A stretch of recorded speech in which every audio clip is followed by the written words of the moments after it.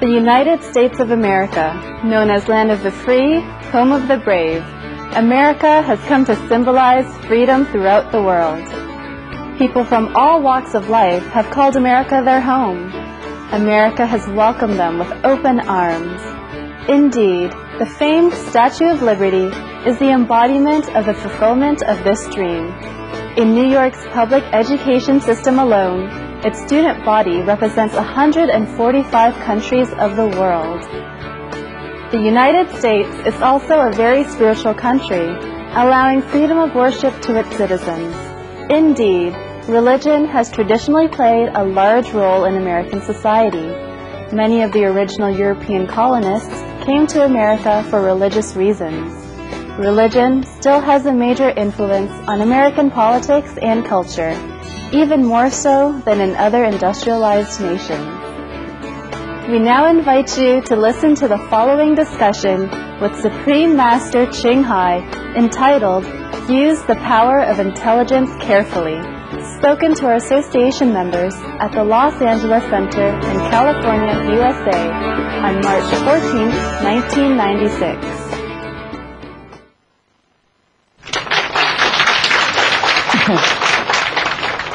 Also, you remember some time ago I told you about the UFO that landed in Vietnam? And that was about 4,000 years ago. And the man that's supposed to rescue our country at that moment, he was an alien. He was very small, and then he made himself very, very strong and big. And he ride on a fiery horse and fly into the sky and things like that. Yeah. And whenever the horse landed, there's a rounded hollow on the ground. What kind of horse is that? Must be a football kind of horse, huh? All rounded like this. So whatever it was, it doesn't sound like a horse, you know? Besides, it's an iron horse with fire on both sides. And then wherever the fire goes, it destroys all the enemies there. They all die. And nothing can go against that horse and the fiery weapon that come from the horse, etc., etc. So it just sounds like a modern day equipment, huh? Like fire guns or UFO and things like that. Okay. Now, we always think that in our time we are very civilized and then we have discovered everything and then we don't know many things, but actually we should read history again and again and again to be more humble. And then, of course, not to be depressed, but to feel more hopeful. That if, in the old time, humankind have reached such a peak of civilization, then we will be able to do it again in the future. But there's a lesson to learn that we should not abuse the power of intelligence.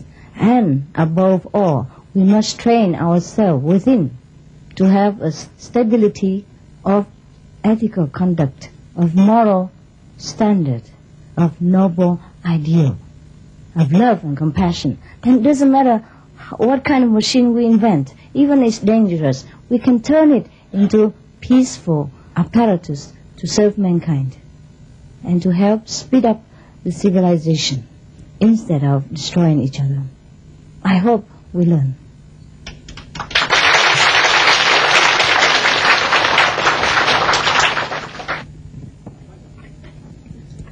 My question is, how can I represent myself to my fellow initiates to not worship you, but to use you as a guide, and to realize that we are Buddha and we are our own master, and to become like you in that sense, in our own way, and not be like the people in the old times when they worship Buddha and Jesus or whoever, because it's happening again. It just keeps going on and on and on, and it's very frustrating seeing it. Don't worry, they will grow out of it. So are you. At least I grow out of it. See, I don't worship anybody now. Yeah, don't worry. Okay. Yeah, sometimes people worry the child, when it's born so small, how can When will he grow, you know? Every day look like the same size. Yeah? When you have a child or you see your brother's newborn sister or something, look like he will never grow up. How can, you know? But you just turn around, you do your thing, and he will do his thing, and then he'll grow up in no time. Don't worry. You just do your thing, and make sure you do right. Okay. You don't have to worship me. I just represent what the quality they want from themselves. So it's okay to worship your own quality. Yeah? The symbol of the best quality. That's what they believe in me. That's why they follow my teaching. Of course, I tell them not to follow me, just follow my teaching. But then they cannot separate myself and my teaching. They see that I represent the teaching. They see that I live the teaching. Yeah, they see that because of me, the teaching became alive. That's why they just love it. I don't bind them. Yeah, I don't like that too. But sometimes they love me in a very comfortable way. They don't really worship me, just respect. Yeah? So that's what you talk about when people worship in the bad way. But if they just respect me as a teacher or as a representative of their innermost beauty, truth and virtues, then it's comfortable. Of course, we have to respect each other that way. That's the way we have to see each other, and that's okay. Yes? Master, I have a question. If meditation is particularly difficult and arduous and a lot of work or whatever, is that probably because of a lot of karma that has to be burned off or whatever from this lifetime? You feel that way when you meditate? Yes. In which way? Physically or mentally? Both. You feel restless or your body doesn't... Right, restless or very, like, almost bored. And okay. just like, it's like work. It's I work. understand. It's not fun and like, oh, I want to do this 15 hours a day. Okay. It's work. I understand. Okay. Well, first, maybe you begin like that. And later when you reap some benefit, you will know, it's not really work. It's benefiting. And then your mind begin to accept it. Perhaps people begin differently.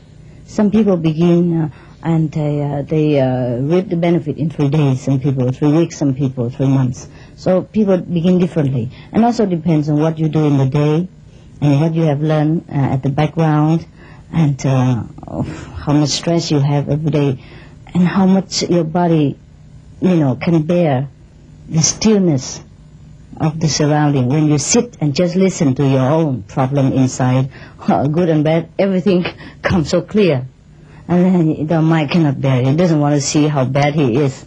What a thing he has done in the past and what he wants to do right now and tomorrow, thing like that. So it begins to react and then make you struggle between the good and the bad, positive and negative. Struggle until the positive wins, then you'll be all right.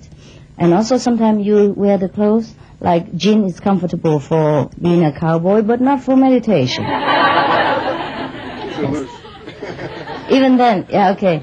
So you have to see whether your clothing is fit for meditation. Of course, in the Western style, you can't just wear like a Chinese kung fu, but maybe when you go to meditation, try to choose the outfit that is loosened. Or you loosen your belt while you sit. Because Jin has a tendency to cling to your body. And that's why it's comfortable for the cowboys to jump up and down the horse. Yeah. And it's tight, and it's rough. Is enduring, and it's fit well. But that, if you sit a long time in a lotus position, for example, it's very bad for your circulation. And that's what makes you restless. Because when circulation is no good, you cannot breathe sometimes, So make sure you sit comfortably. And should you, like every other Westerners with the long legs, cannot bear the lotus position, and sit in any position, or bring a chair with you. While I'm not here, you can sit behind there with a chair, and then you just sit like this, and be a king of your own inner kingdom. Just sit like this. As long as you sit straight, and you concentrate on the wisdom center, that's all that is required. All right. So make sure that your diet is okay, that you eat enough nutritious food, or not to eat too much like very energetic, oily stuff, too energetic, too hot.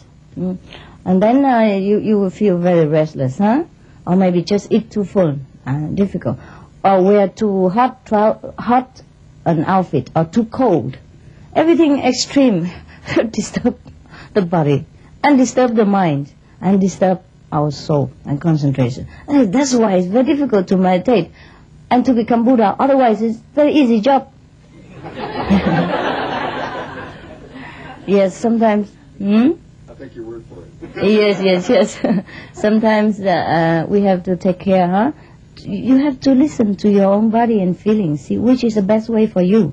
Which way you sit is the more comfortable, and you can concentrate. Don't bother about your yogi, and don't bring the nail bed and here. And I don't bother about that. Okay? You sit the way you're comfortable. If you can meditate and you see the light and you feel, very comfortable, that is when you enter the samadhi. When your brain wave become better and whatever it is, and at that time, that's correct for you. And next time you do the same thing. It's just improving, improving until your body, you know what your body needs and what your mental comfortable with. That's why in the old time, and still now, when people meditate, sometimes they need to object, like a shining watch or a corn or candle or something like that, just to keep the mind amused and then don't disturb you. See? Not because the watch will make you become a Buddha or there's blessing power in that. It's just something to keep the mind occupied, because otherwise he jump around. And then he remind you, your legs is so long now. It has to hurt. It must. Even if it doesn't hurt, when you look at the watch, 1 hour already, now it begins to hurt. Yeah, that's the mind problem. A prejudice. Sometimes the room too hot, room too cold also disturb you. Even sometimes when it's too cold, we can't sleep. You remember? So never mind to meditate. Or when it's too hot, we toss and turn around, right? So similar with the meditation. Make sure you are comfortable. Make sure you put all the worry down, or you take care of everything before you sit down to meditate. Or at least tell your mind that all the other rest are not urgent. I will take care later. Otherwise he will keep blah blah to you, say, look, you have a lot of work to do. Get up, do something. Yeah, it's important, thing like that. That's why we are bound in this world, because we get cheated, by the mind of our precious time. We have to organize our life so that the mind, the mental tranquility is always there when we meditate, and the body is relaxed and things like that. That's why you see in the old time, and even now, the people that meditate, they wear loose outfits, like Chinese trousers, something like loose, or the loose outfit, or Zen, thing like that. Just because it's better for circulation. You feel more airy inside, So they wear very long sleeve and large, so all the wind can come in and come out anytime. Yeah, very important. Not because we too cling to material existence, but if the body is not comfortable, if the mind is not relaxed, we can't meditate. So we have to be practical, and take care. I am very new, okay, but a question keeps coming to me, which has nothing to do with me, and that is of someone who cannot hear. They are deaf. Oh, yes, they cannot hear. Yeah. Do they hear the inner sound always? Yeah. How is that? Because that has nothing to do with ears. Just like how the blind can see the light, because we don't see with the physical eyes and ears. That's why we don't use it during meditation. You don't remember that? Otherwise, why I teach you that technique? See? I mean, we don't need it. But sometimes we hear it through the ear organs. It becomes a habit. So whatever we hear, we think is from the ears. So even the inner vibration, we think we use the ears to hear it. That's why most of the time it will come to the right ear side. But until you get more concentrated, then it will come from above, or it come from nowhere. And no good to trace the sound, because you lost it. You lose it if you trace it. That's why I tell you, don't trace where the sound comes from. It comes from nowhere. And it mustn't come from anywhere. And it's not necessarily come from nowhere. Why bothers? As long as the sound is soothing to us and make our life more happy and more wise, and our compassionate grows and our life more comfortable, that's all that counts. We don't have to worry about why the fruit is like that, and why it looks like this, and why it tastes like that. As long as it's good for us, we eat it. Where from doesn't matter. Master, we started meditating about 4 weeks ago. That's my husband with the cowboy pants. You both look good with each other. We've been doing very faithfully, and it's just one thing that I must thank you so much is for in one of your teachings, someone asked a question. Once the soul is awakened, is it always awakened? And I can prove this to myself because I feel that my soul is awakened. That's why it gets me out of bed so early in the morning. Yeah, it's awakened for her. and it has been a tremendous help to me, to my practice of the method, to know that even though things are not going the way I would expect it to go, but I have the conviction in my heart that my soul is awakened. Therefore, I just keep meditating, keep following the program, because then, like you said, the mind, the body, and the emotions will be one with the soul. Later, yes. Later. So we are training the mind and the body and the emotions. Yes, that's right, ma'am. Yes. So I must IQ say, is very high. so I must say that paragraph in the little book, I have come to take you home, has been such a tremendous inspiration to me, like all the other things. But I needed that sentence. That much, you know. It seems like every time that I have a question or I'm in a situation, you remember that. Yes, or I ask something, and what I am so amazed and so excited is that when I have a question or a problem or the answer something, comes. I ask your picture. Yes. And it comes, and I thought, wow!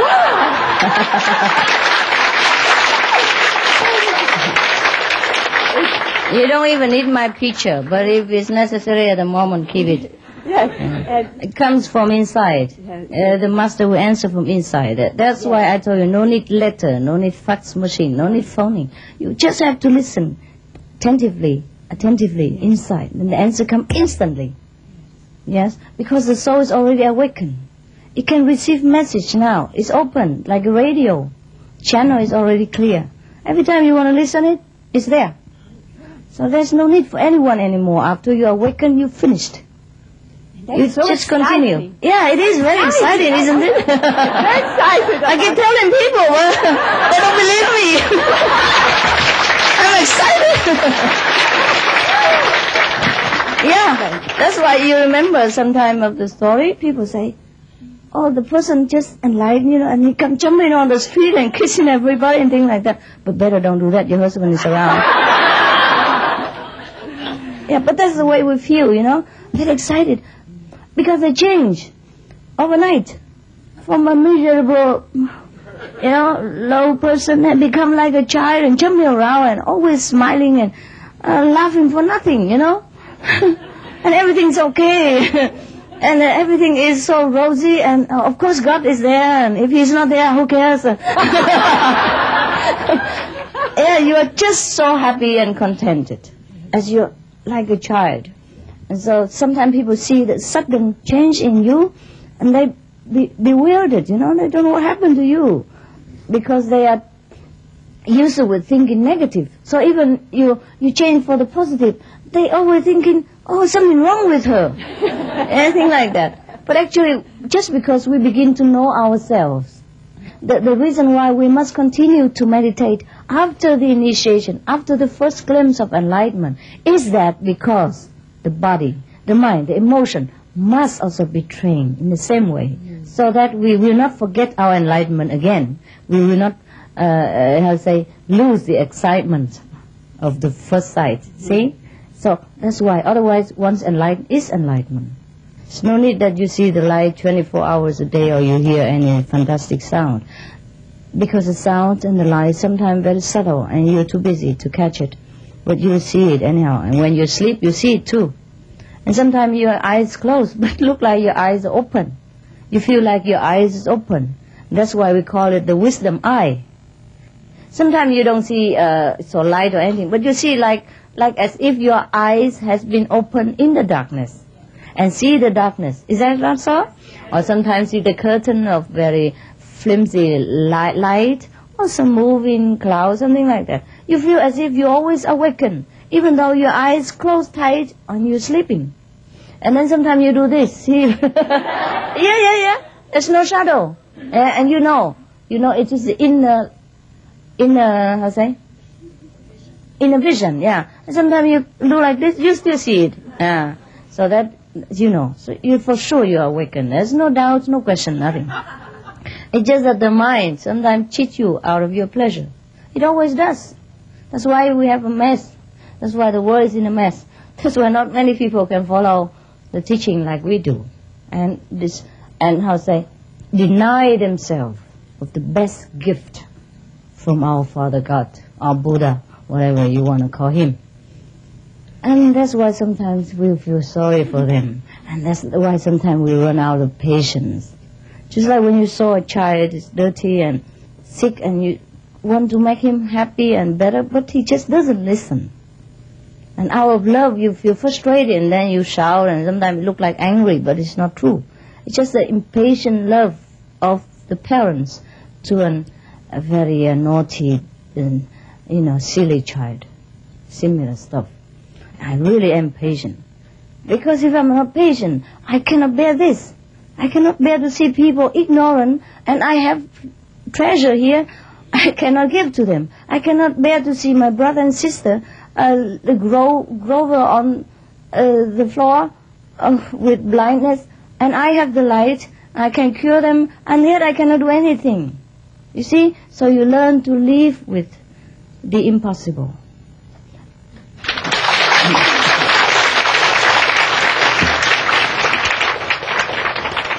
Yeah, can you imagine? You're such excitement. You want to share the news, no? We have we have a nice little group started in Las Vegas, yes? Nevada. Yes. By your grace, we were in Las Vegas and they had the Suma Chinghai International booth. Mm-hmm. And my husband looked and he's been wanting to get in touch with you a long time ago. And he says, "Oh my gosh, there it is! There she is! So there was a video, and it was a 3-day weekend, and many workshops, many seminars, and many lectures. And we saw your booth. We were just sucked in. We just like a magnet. We just zoomed like this. So we went in there and we talked to Long and several people, and we were just so fascinated by your picture, by the books. We were just like, our hearts just opened up. Oh my God, what's happening to us? And we would go to another lecture. So cute. And the minute the lecture was over, zoom back to Suma Chinghai. So for 3 days, Master. You keep zooming back and forth. It was a magnet. It was just, you grabbed us, our hearts, And it was so exciting to us, so exciting we could hardly stand ourselves, And then we had Steve and Tu. They came to Las Vegas and initiated the convenient method. And then, thanks God they're a little bit less excited now, otherwise 4 of you will make a really good scene on the streets. And my sister came from Salt Lake City here, this one. And we are so excited and we are so happy that you are such a magnet and you just attract us so hard. I do nothing, ma'am. I don't even know. It's like a honey. It's like the honey. Perhaps we have affinity, huh? Yes, perhaps like you are the honey. Like the honey to the bees. The bees cannot stand it. They got to go to the honey. There's attraction of love. You're very romantic. I just have to thank you deeply from the bottom of my soul. Thank you so much. Thanks God. We all have to thank God. Thanks the ancient, present, future masters. Yes. I learn from them and you learn from me. It's the same thing. Okay? You're very welcome. We both should be grateful for what we get, really. Not only you, me too. That even I have the opportunity to transfer this gift to you, which belong to you. Yeah?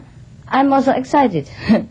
Fancy if I have a gift for somebody and I have to carry it all over everywhere, all the time, and looking for him and I cannot find. That's a burden for me. So I'm glad that I get rid of it.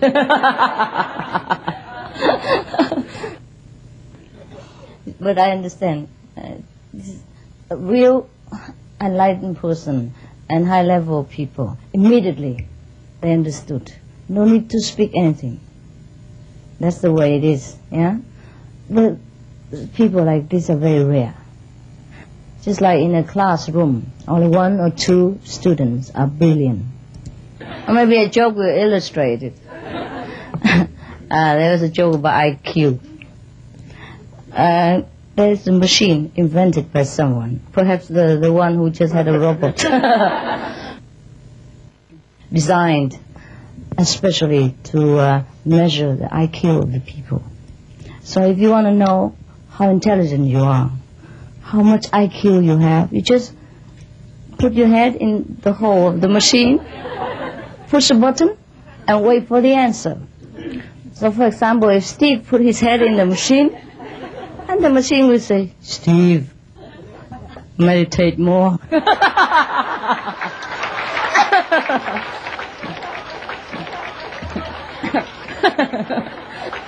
Your IQ need more vitamins. Something like that, okay? And then another person came and shoved his head to the machine empty chamber and turn a button, and then probably the machine give another answer. And it's very exact. Exact, yeah? He would tell you how much IQ you have. Maybe 1.9 or 140, or then he would tell you have the IQ of a genius, thing like that, then you'll be happy.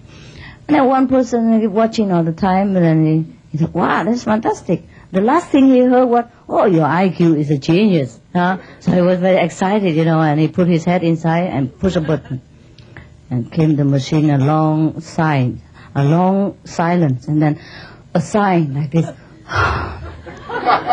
And there come a voice, please don't make such a joke. Please don't put stone in the machine.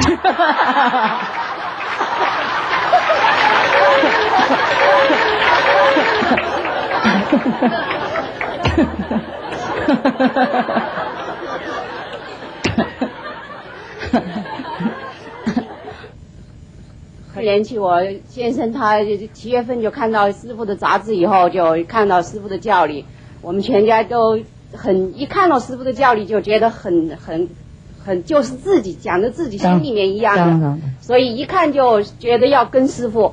有智慧的人就这样，就要跟师父，不用麻烦的，就吃素了。吃素以后就还不到3个月，就空虚师来了以后就请师父提前又跟他印心。印心以后，后来我和我儿子还不到刚到吃素3个月，师父有专门派空虚师跟我和我儿子2个人来印心，真是同修都说是在前所未有的，所以我真是很感谢师父。再一个就是打坐的时候就觉得很舒服。在那个打方便法的时候，就觉得有师父就帮助我们很多，就给我们很多力量。后来印心以后，就更加觉得师父的力量是不可比的。那个念师父的法号，都觉得师父的力量真是很大。打坐的时候就觉得是真正要无我的时候，就一下就跟师父的力量就接上了。接上了以后，就觉得坐下就很舒服，就不想动了。刚开始印心以后打坐的时候就有很好的体验，现在呢？很好的体验，就觉得那一次一打坐就觉得好像有东西拿上去一样，当时自己有一点害怕一样，不知道是怎么就一下就以后就这个情况就很难了。恭喜。但是他从现在来了，现在可以有工作做了。还有一个就是说，如果要是有那个头脑的话，就是用头脑就有我执是吧？是头脑，你用这个头脑干什么？就是头脑这个力量也很大的了。哎呀，谁叫你用头脑嘛？有时候无形之间根本就自己也克制不了的。谁叫你 control 嘛？你自己爱干嘛就干嘛嘛，不管他 ，OK？ 我有时候不舒服的时候，也就觉得是听师傅的符账，放师傅的符账就很舒服。对，那继续放吧。头脑有时候难免他会乱想啊，不要理他了，专心在你自己那智慧中心啊。头脑他要想就想啊，等一下你静下来的时候，他跑了，超过了。For fellow initiate who had to do scientific research or medicine research, who had to sacrifice animals or hurt animals. Life? Yes, yeah. And how do you balance between the scientific study that one who had to conduct as a member of the society and one who, in the other aspect, one who had to violate the precept of killing the animal? If you want to do it, you do it. Against your own conscience, I don't think you will like it. After some time, you become very sensitive to animal suffering. Animal has soul exactly like you. And they also suffer. Best way is we avoid it. But if you cannot, then you do it, but you have to bear it. All right? But how do you, if it's part of the job, and unless one change the profession, and change. You have to change the profession. Yes. Is there any other way to develop medicine without through the use of animal? There is many ways. In the ancient, people don't use animal to test the medicine. Huh? Yeah. People use animal for all kind of things. I don't know why. I have a second question. As a practitioner, and we all try to enlighten ourselves, meditate. Besides meditation, to improve our levels, and what else can one do on this planet of Earth to improve upon ourselves besides meditation? As a member of this Earth, meditate, then you will know what to do. Normally, it's like that. Everything I do now that you like, that you approve, comes from the fruit of my meditation. Not before. Not doing and meditate all the same time. Sometimes all the answer comes through meditation. And all your action will be governed by the wisdom. That's the best, okay? Meditate first, everything comes later. Don't worry. It will come. Just worry that you don't meditate enough. The killing of animals is really unnecessary. For example, they kill animals, they use animal tests for cosmetic and things like that. There's so much cosmetic without animal tests. It's still beautiful. It's still good. So that means it's really not necessary to sacrifice animals for anything. And besides, if we meditate more, we don't really need that much medicine. Don't you think so? Yes. You all have this experience. Actually, so, of course, I cannot change the way people live today.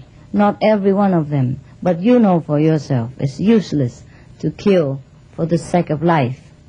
Because the death will not bring life. And life cannot come from death.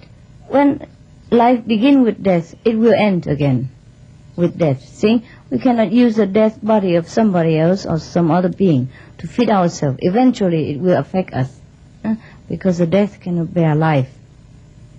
That's why we have to be vegetarian. They look at the cosmetic and you know, many of the cosmetics is written not animal tested. And is not nowhere less superior than those that with animal tested. Even less expensive. More suitable for the skin. And it's more convenient. And it's economically better. Your skin feels better. You feel lighter when you use that. You don't feel a heavy kind of feeling, and burden kind of feeling. So actually animal test is never necessary. As you know very well as a scientist, many of the tested medicine on animals cannot apply to mankind because it's different. A lot of different. But they will try. Well, it's good intention. It's just like the butcher. He killed the animal just to feed the people. But what can I say? But Excuse me, but this is part of the requirement for any drug development. Okay, then you choose your job or your life. All right? If you think it's justified, then you follow that job against your conscience. But if you think you belong to the group of peaceful beings, of more noble character and higher thinking, then you choose another profession, which is more suitable to your conscience and your noble ideal. Huh? Okay? Hello, Master. Me and my husband, we both initiated, and we're from Oklahoma, but we have a little daughter. She's like 5.5, almost 5.5, and we all together on this trip, and I wonder, she want me to ask you if she can receive her half initiation tomorrow. Okay. Thank you, Master.